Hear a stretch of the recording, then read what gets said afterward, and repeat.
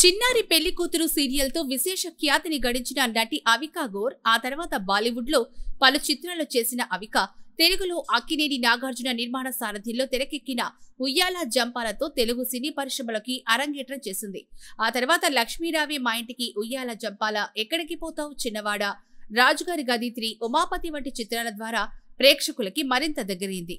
Recent గా అవికాకి business man, సామాజిక కార్యకర్త, తన ప్రియుడైన మిలింద్ చద్వానితో ఎంగేజ్మెంట్ జరిగింది.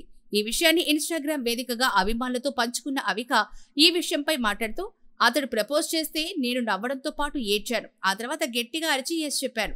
నా జీవితంలో అతి సులభమైన ఎస్ ఇదే. అతడు తన మనసులో ఉన్నది బయట పెట్టగానే పూర్తిగా సినీ ప్రేమికురాలిగా మారిపోయాను. బ్యాక్గ్రౌండ్ స్కోర్ వినిపించడంతో పాటు స్లో మోషన్స్ లో వేడుక విజువల్స్ కనిపించాయి. అదే సమయంలో నా కళ్ళల్లో నీళ్లు తిరిగాయి. ఎందుకంటే ఇది నిజమైన ప్రేమ, ఇదొక మ్యాజిక్ అంటూ ఇన్స్టాలో పోస్ట్ చేసింది.